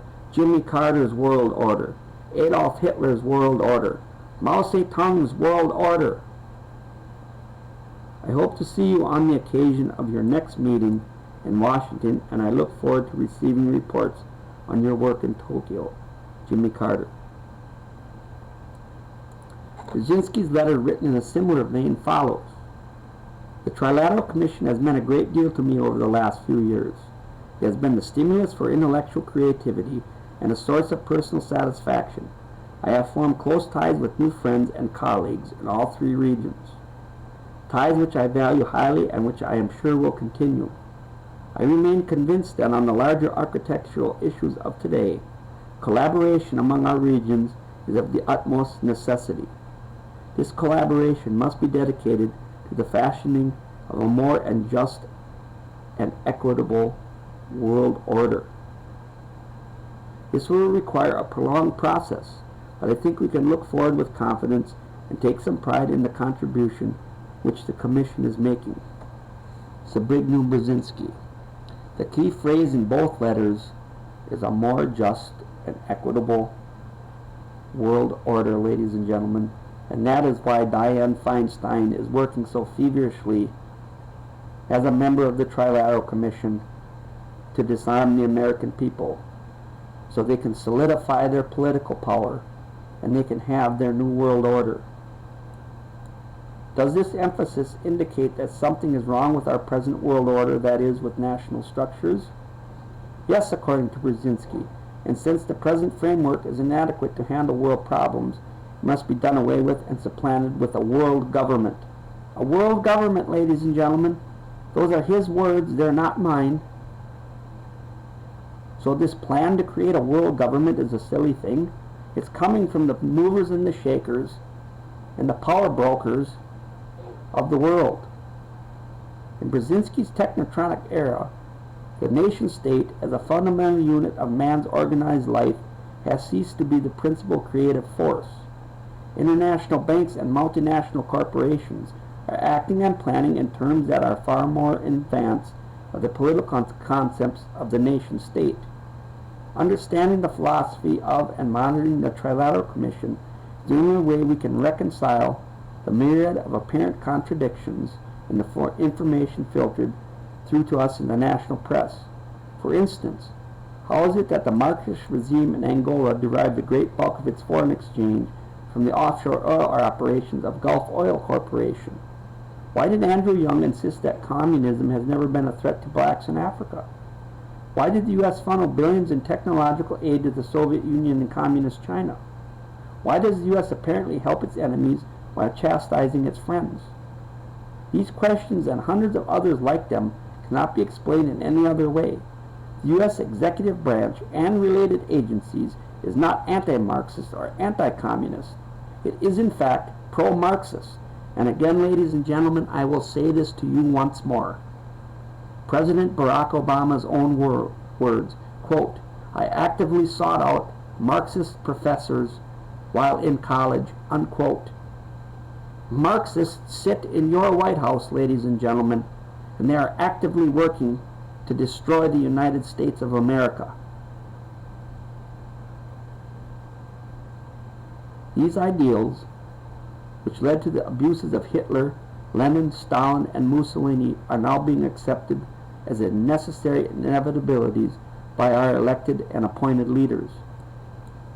This hardly suggests that the great American dream. It is very doubtful that the Americans would agree with Brzezinski or the Trilateral Commission. It is the American public who is paying the price, suffering the consequences, but not understanding the true nature of the situation. And that's why this broadcast exists, ladies and gentlemen, to bring you the true nature of the situation. One of the most important frameworks in the world, and especially to Americans, is the United States Constitution. It is this document that outlined the most prosperous nation in the history of the world. Is our sovereignty really fiction? Is the U.S. vision no longer compatible with reality? Brzezinski further states, the approaching 200th anniversary of the Declaration of Independence could justify the call for a national constitutional convention to re-examine the nation's formal institutional framework, either 1976 or 1989. The 200th anniversary of the Constitution could serve as a suitable target date, culminating a national dialogue on the relevance of existing arrangements. Realism, however, forces us to recognize that the necessary political innovation will not come from direct constitutional reform, desirable as that would be. The needed change is more likely to develop incrementally and less overtly, in keeping with the American tradition of blurring distinctions between public and private institutions. Obviously, Brzezinski and global capitalists have no use for national sovereignty or the Constitution. Their interests are global, and much as they may protest, we see no difference between trilateral globalism and, for example, British and French imperialism in the 19th century, or the Holy Roman Empire for that matter. But this New World Order objective would not pass an electorate. Outside the globalists, the New World Order fanatics, we doubt that many in the United States are interested in a planned world economy under the dominance of Wall Street. In conclusion, the Trilateral Commission, when pressed, makes no secret of its unrepresented nature nor its New World Order objectives. Back in 1978, in the previously cited radio interview with George Franklin Jr., then Executive Director of the Trilateral Commission, these objectives emerged under questioning from the author. Sutton, Mr. Donovan of Time Life has just been appointed Special Assistant to President Carter. Mr. Donovan is a member of your commission. Franklin, that is correct. Sutton, does this not emphasize the fact that the Carter administration is choosing its administration from an extremely narrow range, in other words, the Trilateral Commission? Franklin, I do not think that needs any confirmation. That is a matter of fact that he has chosen most of his main foreign policy people, I would have to say, from the people he got to know while he was on the Trilateral Commission. Sutton, while I can only make the statement that this leaves any reasonable man with the impression that the Carter administration is dominated by the Trilateral Commission, with your specific ideas which many people do not agree with. Franklin, well, I would certainly agree that people who are members of the Commission have predominant places in the foreign policy aspects of the Carter administration. They are not, because they are members of the Commission, controlled in any sense by us. Excuse me. I think that they do share a common belief that it is very important that we work particularly with Europe and Japan, or we are all going to be in trouble. Sutton, but this is common belief may not reflect the beliefs of the American people. How do you know that it does? Franklin, I do not know that it does. I am no man to interpret what the people think about. Sutton, in other words, you are quite willing to go ahead and establish a commission which you say does not necessarily reflect the views of the people in the United States. It appears to me that you have taken over political power. Franklin, I do not think that is true at all. Anybody who forms a group for certain purposes obviously tries to achieve those purposes. We do believe that it is important that Europe, Japan, and the United States get along together. That we do believe. We also choose the best people we could get as members of the Commission. Fortunately, nearly all accepted. The President was the one of them, and we happen to have thought that these were very able people indeed, and he asked them to be in his government. It is as simple as that. If you are going to ask me if I am very unhappy about that, the answer is no. I think that these are good people. The reader can make his or her own interpretation. We hold the view today in 1994 that we held in 1973 and in 1978 that the Trilateral Commission is not representative of the United States, has clearly by its actions demonstrated that it is a group intent on manipulating power for personal advantage, and that these actions or objectives are not those of the American citizens, and the Trilateral Commission has no intention on putting the matter to a vote. Quod etat demonstratum. The unstated concealed trilateral policy is global power and influence. And I don't believe that's unstated, ladies and gentlemen. I believe they've stated that on many occasions, what their goal really is. A policy best achieved by financial control. The dedicated interest of the Rockefeller family and international bankers in world order, world planning, global problems is the sure indicator that they understand how political control can be translated into dollars and cents. Trilateralists, one of the several elitist organizations for global control, have organized influence peddling companies headed by their own trilateral buddies. These grease the way more or less legally between government contracts and corporate contracts. And that means fascism, ladies and gentlemen, which has taken over the American economy. Anti-lobbying laws are so deviously written and so easy to circumnavigate that in practice they do no more than convince the public that government contracts are intended to be influence-free.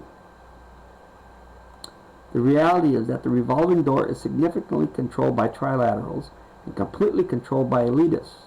If we include the influence of such organizations, as Council on Foreign Relations, longtime chairman was David Rockefeller, and Yale Skull and Bones, with members such as George Bush, Averell Harriman, and other government movers and shakers. And you can include Secretary of State nominee John Kerry in that organization too, ladies and gentlemen. One well-known conduit for government business using insider influence is Kissinger Associates. Trilateral Henry Kissinger, founder and chairman of Kissinger Associates, is former assistant for national security affairs and former U.S. Secretary of State. As such, Kissinger was able to acquire and use worldwide contacts and a thorough knowledge of the contract world. Kissinger and Associates charges global corporations substantial fees to act on their behalf within and without the United States. Kissinger uses his influence, earned and gained at U.S. taxpayer expense, to push the cause of his clients. This is, of course, influence peddling, but apparently legal because the loopholes written into the laws are big enough to drive a truck through, and will remain that way until the voting public demands that politics be separated from personal finance. A more recent influence peddling outfit is the Carlyle Group, subject of a scathing and well-written article in the New Republic, October the 18th, 1993. According to this article, the Carlyle Group was funded by David Rubenstein, a member league former merchant banker, and named after the New York Hotel Carlyle. The Hotel Carlyle is a long-time corporate hangout.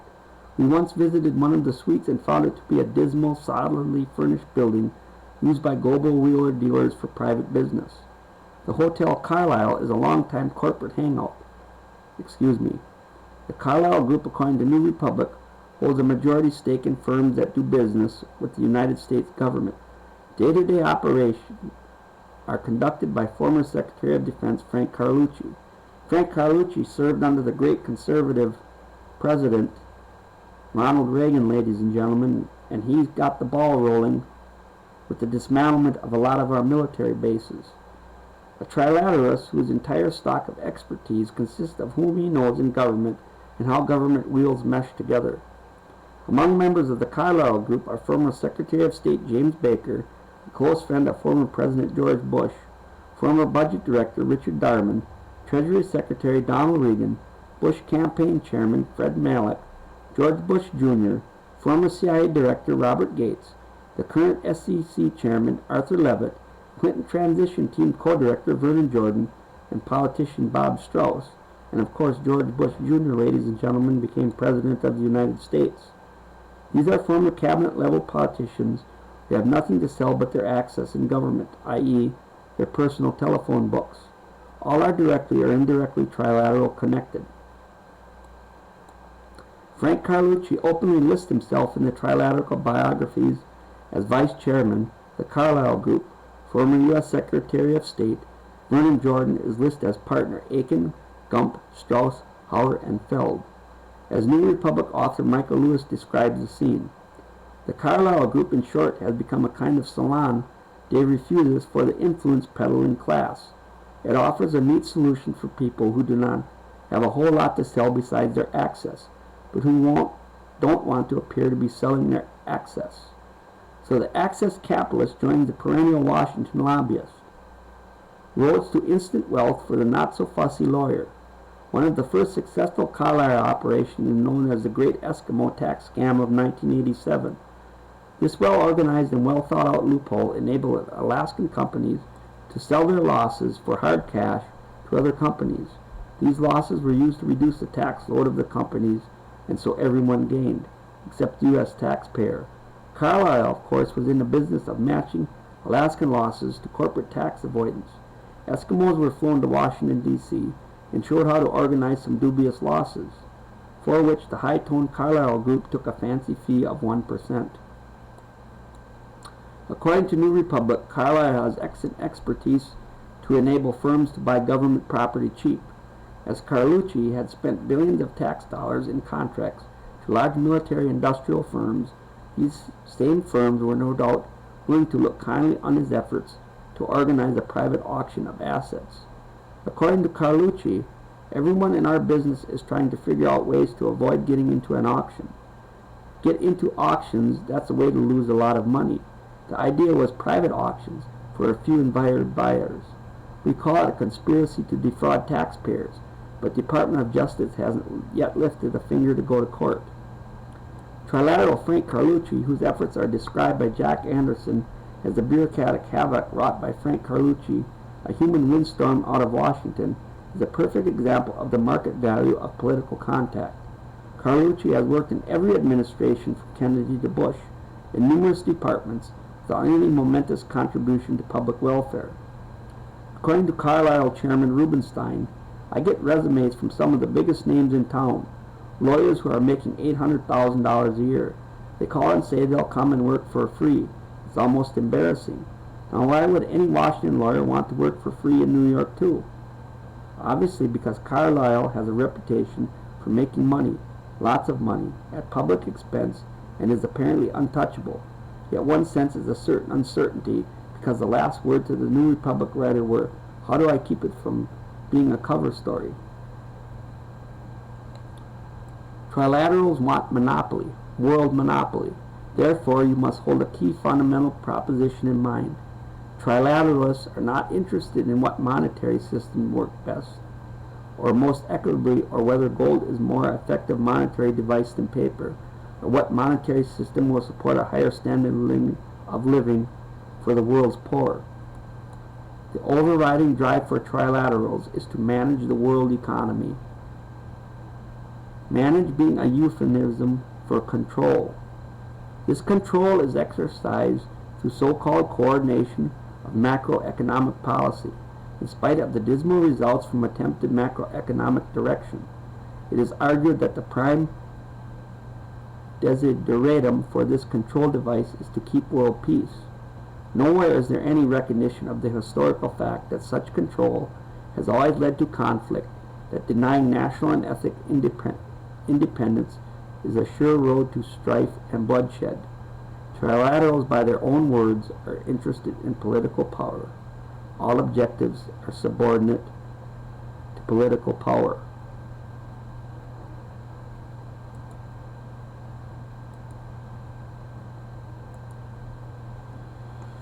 And there you have it, ladies and gentlemen. Diane Feinstein is a member of the Trilateral Commission. And I will read this statement again. Trilaterals, by their own words, are interested in political power. All objectives are subordinate to the political power. Diane Feinstein is interested in enriching her political friends, her well-connected corporate buddies.